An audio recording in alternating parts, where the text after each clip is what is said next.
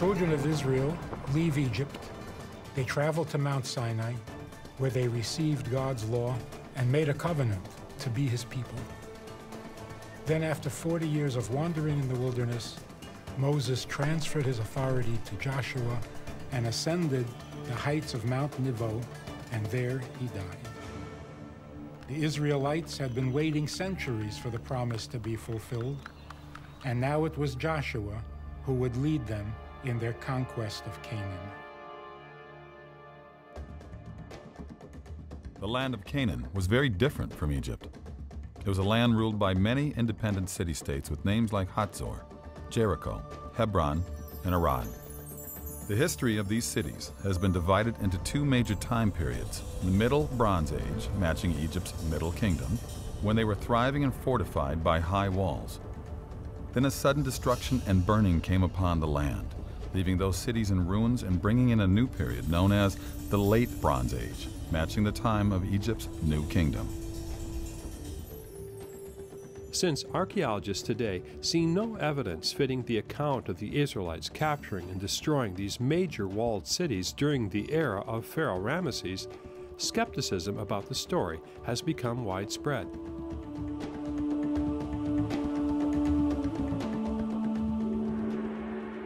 The Exodus is a more difficult question to answer, simply because my easy answer to you as an archaeologist would say it didn't happen. Not in the way it's written down in the Bible.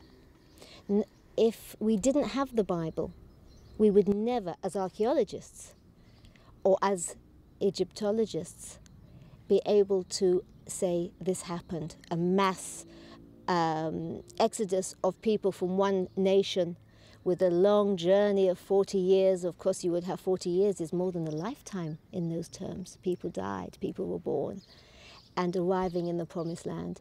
We have no evidence for it whatsoever. But us archaeologists, we say absence of evidence is not necessarily evidence of absence. But I wouldn't like to take a bet that we'll find that evidence. Let's talk about the conquest. Joshua, what do you think happened with the story of Joshua? I think that we have many sites that are destroyed. The great problem is we now know they were not destroyed all at the same time. We live in an earthquake country. There were various fault lines. And Jericho on the Jordan Valley, it's on a major fault line. There were earthquakes there. So we have a city that's destroyed by earthquake, Jericho. Megiddo, it's also on a minor fault line. We have a city that is completely destroyed, that we once thought was destroyed by the pharaoh Shishak. We now think it might well have been destroyed by earthquake. After earthquake, you have fire, very often. These don't happen all at the same time. They happen within a relatively close period, but not in a time frame that could be allotted to one man coming in with the children of Israel and doing this incredible campaign. So that's the reason why there's no connection, is that because the time periods don't match, you can't put Joshua and Jericho's destruction at the same time. No, Joshua and Jericho don't go together. We have destructions at Megiddo, we have destructions at Hatzor, we have destructions at Tel Rehov, a smaller site. This is in the north of the country. Amazing destructions. None of them actually fit one another. They all happened within 100 years, but not overnight. Not what you'd expect in, Joshua didn't live that long if he existed. Okay. Is there a Jericho site that you can verify? Sure, there is a Jericho, and there is also all the sites, can be located, or most of them can be located. So it's not a question of locating the sites, it's a question of going to Jericho and finding evidence either evidence for a city in the Late Bronze Age, or evidence for destruction and a certain period of time compared to other places. Take the example of Jericho. In Jericho, there's no big city in the 13th century BC, okay, any way you look at it. The conquest began with the Israelites crossing the Jordan River.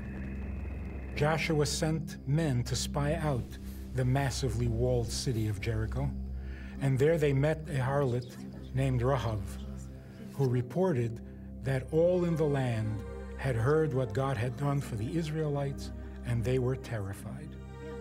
Rachav hid the spies and aided their escape to the mountains. Imagine the dread and the desperate panic of the people of Jericho. Day after day for 6 days, the people of Israel are walking around their city with the Ark of the Covenant and the sounding of ram's horns. Then on the 7th day, they encircle the city 7 times, and the priests give a long blast on their horns.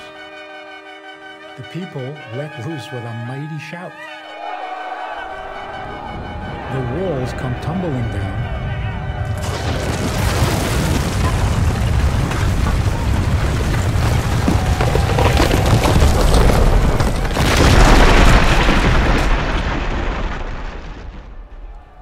allowing the Israelites to climb up into the city, taking it and commencing the conquering of the land of Israel.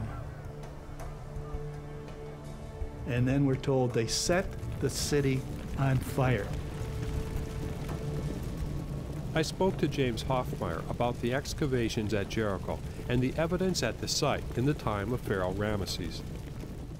We want to talk about Kenyon and about Jericho because my understanding is that Kenyon actually stated some things that a lot of people have somehow left out about the location of Jericho. With the story of Jericho, we have a lot of confusion and a lot of uncertainty. And this stems from the fact that in the 1930s, the British archaeologist John Garstang from Liverpool excavated, found a very clear burned destruction layer that he attributed to Joshua and the Israelites. 20 years later, when Dame Kathleen Kenyon came along and excavated, she dated that level not to the time of Joshua, say 1400, but rather 150 years earlier, marking the end of the Middle Bronze Age. Now, a lot of people have simply said, well, Kenyon has proven that this couldn't have been Joshua's Jericho either in the 14th century or the 13th century or the 15th century. So the story of Jericho must be made up, maybe an etiology, that is a story made up to tell the origin of something, but surely there's no corresponding history behind it. Now, sadly, what many archaeologists have done is not read all of what Kenyon has said. And in fact, we do know that her excavations produced ample evidence for a late bronze, that is a level of occupation in the 15th and 14th centuries. And in fact, one colleague has written a book called Jericho in the Late Bronze Age. So very clearly there was some sort of late bronze settlement at Jericho. And Kenyon herself acknowledges that the late bronze community may well have used the defense walls from the Middle Bronze Age that were still standing, or at least enough standing to be the ramparts of the city. So if you really read what Kenyon has said, rather than what other people actually report she said, I think many colleagues, many scholars would be surprised to find out that what she actually said and what she is purported to have said by others are two different things. So clearly there was something there in the late Bronze Age, the general period of Joshua. The question is how much and how large it was, and we may never know the answer to that because according to the biblical tradition, the city lay fallow for several centuries. And during that period of 300-400 years till the days of Ahab, the city was unoccupied. We're told in the Bible because Joshua put a curse on it. So she argues, based on what she found, that there was considerable erosion because the site had lied fallow, no occupation for hundreds of years, and much erosion had occurred, and she claims this accounts for the loss of much of what was the late bronze site of Jericho. Although there's pottery, there are other finds, there are tombs from the late Bronze Age, no doubt about it. So the reality is there is something there in the late Bronze Age. It may not have been the largest settlement, but there was something there, and I think people have gone too far in writing off Jericho or trying to redate Jericho to fit different theories, but there clearly was something there in the 15th, 14th centuries. So I think people need to go back and re-examine what Kenyon actually said and what her reports actually contain, as well as the late bronze material discovered by Garstang himself. John Bimson gave his views on Jericho and the idea that the destruction from the end of the Middle Bronze Age was connected to Joshua's conquest. Why has Jericho been a problem for the biblical history? Well, ever since Kathleen Kenyon excavated Jericho in the 1950s, it's appeared as though since the destruction of the Middle Bronze Age city, which she dated very early, about 1550 BC, there's not been any major city there that the Israelites could have attacked. So it isn't simply that there's no destruction level, it's that there was simply no city. So she dated at a time period that basically was contrary to when people thought the Exodus happened? Oh yes, her date for the destruction was very early indeed, and didn't seem to fit any biblical scenario that anyone had come up with. Then did that cause a huge effect in what people thought about the Bible? Well, it was Jericho and other cities. I mean, it was a cumulative effect, basically. Jericho, of course, is significant because it's one of those cities on which the Bible devotes quite a lot of narrative. It's not just a brief mention, it's a long account of how this city came to be conquered. So that's why a lot of attention is focused on Jericho. But for the view that the conquest happened in the 13th century BC, there are other cities as well that either weren't occupied or don't show signs of destruction. So Jericho was a very important piece that built towards the skeptical view, but it wasn't the only piece by any means. So let me understand this. Kenyon and a lot of other people thought that the Exodus happened in the 13th century, is that correct? That's been the prevailing view since about the middle of the 20th century. Okay, so the problem was that when she excavated the site, she found nothing at that level. That's right, yes. There was perhaps very scanty occupation, but certainly no city, no fortification walls that the Israelites would have found difficult. You know, if the Israelites had arrived in the 13th century, they'd have found almost nobody there, no walls to collapse. It just wouldn't have fitted the biblical narrative at all. Well, the idea was then the Bible is false because there was no Jericho to be destroyed at that time. Basically, yes, that's true. So how do you solve that problem from the biblical narrative point of view? If you look earlier, if you look at the end of the Middle Bronze Age in Palestine, then we do have a major city at Jericho. It covered about 10 acres, possibly. It was very heavily fortified, probably a double fortification wall around it.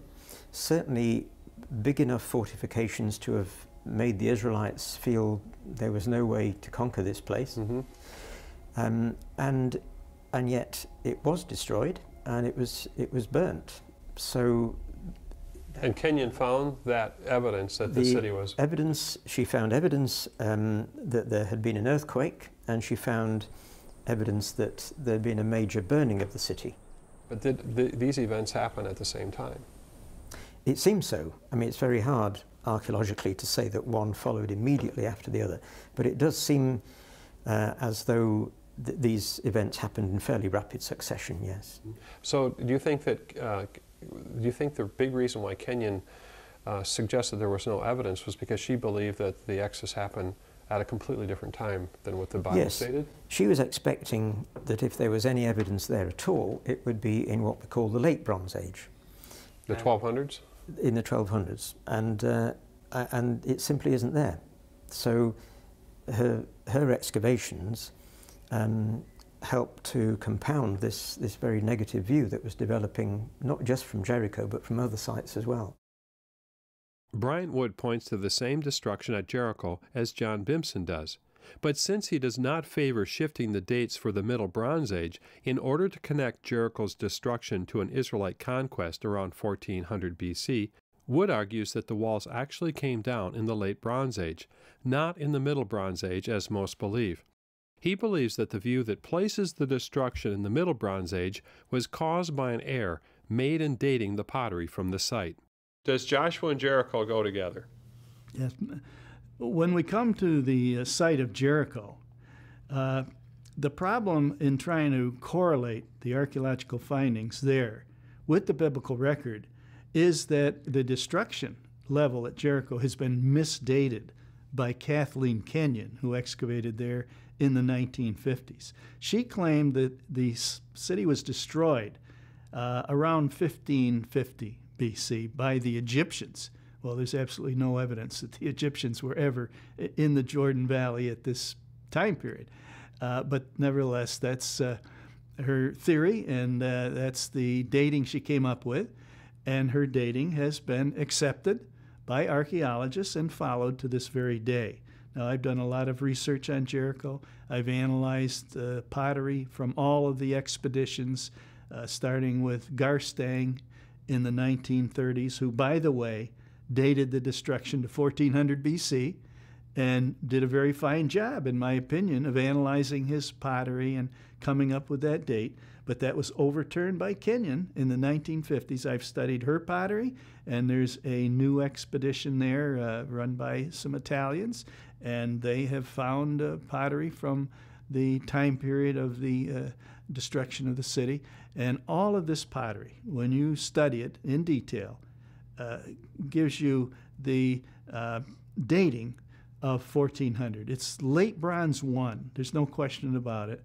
It's late Bronze 1 around 1400 BC.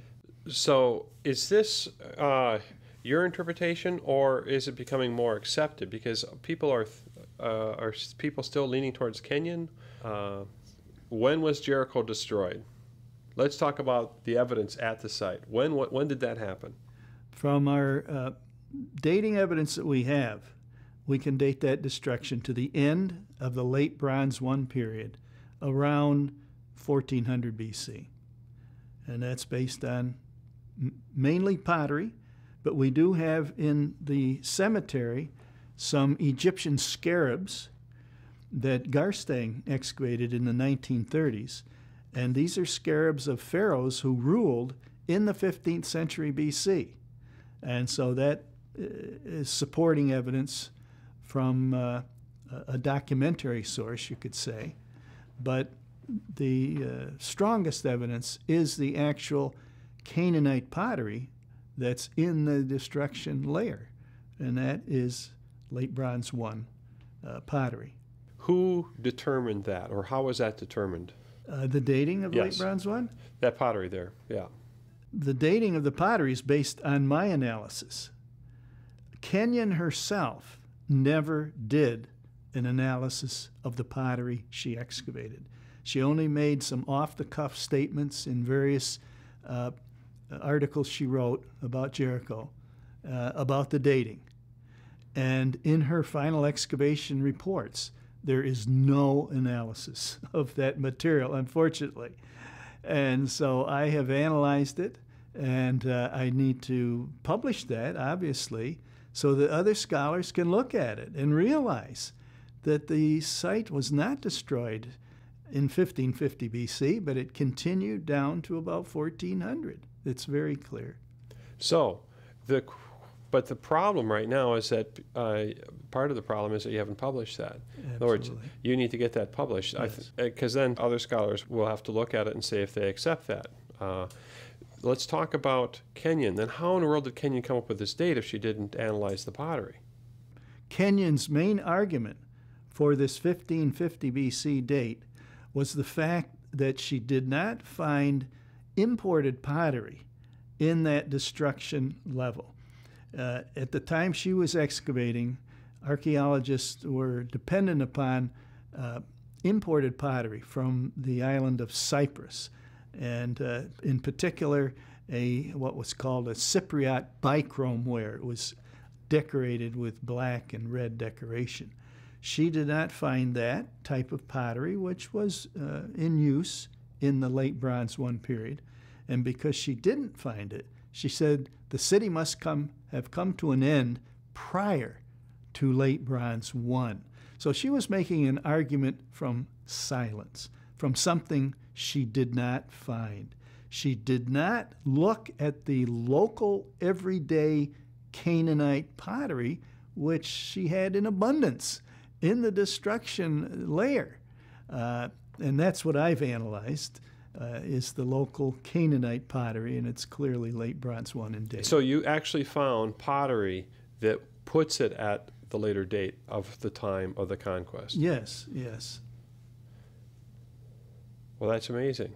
that has to be published, because I think everyone else is pretty much reading the song book that it doesn't fit the time of the period. Oh, absolutely.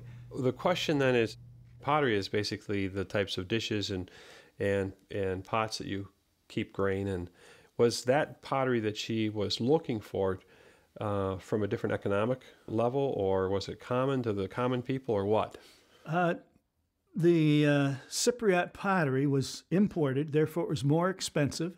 It was nicely decorated, so it was kind of a fine ware, you know, grandma's fine china, so to speak.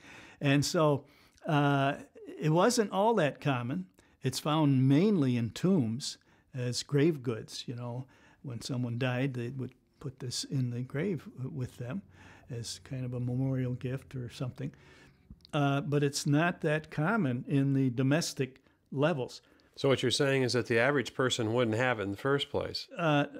Usually not. And in particular, the area that Kenyon was excavating at Jericho, and Garstang dug in the same area, was a poor part of town. Kenyon noted this in her own reports. This was a very poor area. The houses were small, and the pottery was just common, everyday, cheap pottery, you might say. And so she made that observation, and yet expected to find expensive imported pottery in that destruction level. It just was not logical thinking, really. Tell me about the evidence that you see at the Jericho location. In the book of Joshua, in chapter 6, that describes the destruction of the city by the Israelites, we have a lot of details given to us. And we have a number of points that are verified by the archaeological findings at Jericho. And we see, even in the Hebrew words that were used in the account, a very precise description. For example, the Hebrew word that is used to describe the falling of the walls is the Hebrew word takath. Now, this is always translated flat. The walls fell flat. But the Hebrew word has a richer meaning and a more descriptive meaning. It actually means the walls fell beneath themselves.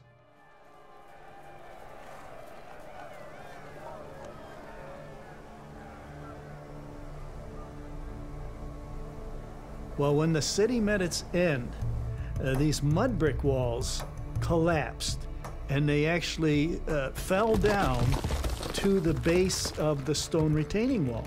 Kenyon describes it very clearly and in detail in her excavation report. And she says the mud bricks at the base of the retaining wall came from the city wall. And for her, it had no connection with the Bible, because she dated the destruction of the city to 150 years before Joshua. But there is dramatic evidence for the walls of Jericho falling, just as the Bible says, and that Hebrew word describes it perfectly. They fell beneath themselves because they had to fall and then slide down that rampart and were deposited at the base of that stone retaining wall. So even in the Hebrew words that are used, we see evidence that this is not some account that was written hundreds of years later by somebody in the exile period or some later time period. This was written down by somebody who actually saw it, and were describing what they saw.